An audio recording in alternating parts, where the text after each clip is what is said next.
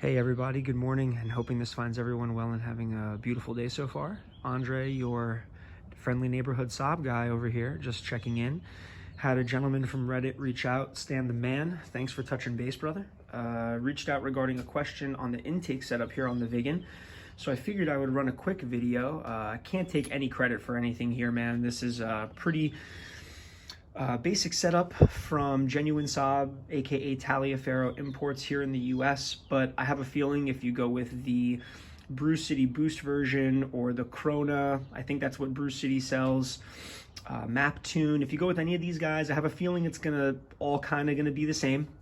Sorry for all the likes and uhs and ums and in the videos, guys. This is my first run around with something like this that's not a short, so just working through the comfortableness, that's not a word anyway. So pretty much the setup is very similar to factory. You've got 3 mounting points that are 10 millimeters, one here. Let me get my flashlight on. You've got another one down here, and you've got another one down there. I'm not running that one right now. My personal opinion of these aftermarket DO88 hoses is not great.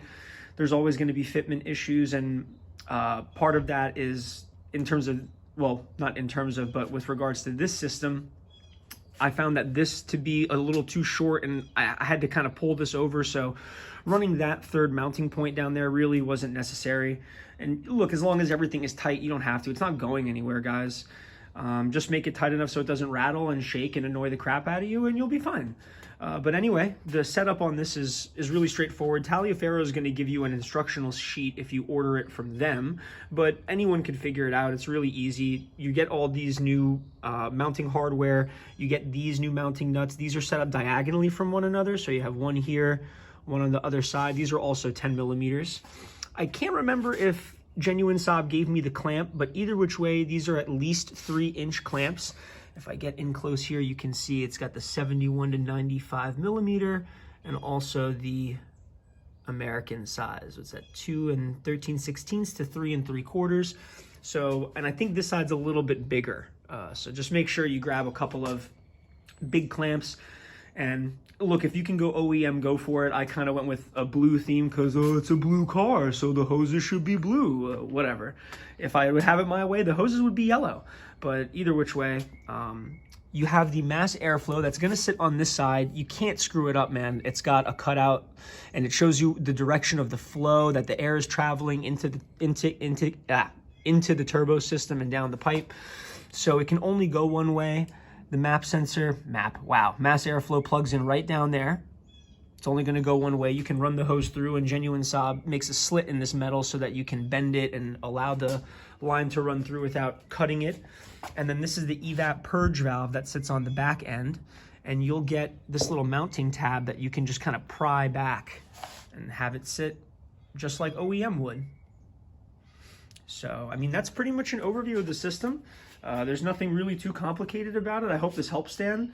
If you guys have any other questions, feel free to reach out. The goal, like I mentioned before on my initial Reddit post, is to go live with this channel and do some live car repair stream.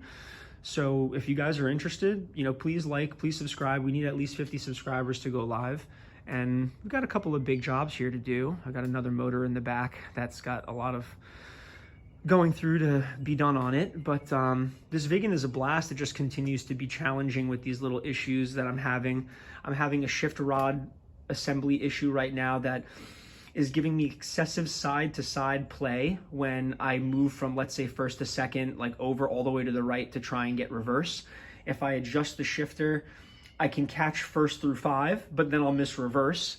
And then if I shift it over a little more to the right, I'll be able to catch 3 through reverse, but I'll miss 1 and 2.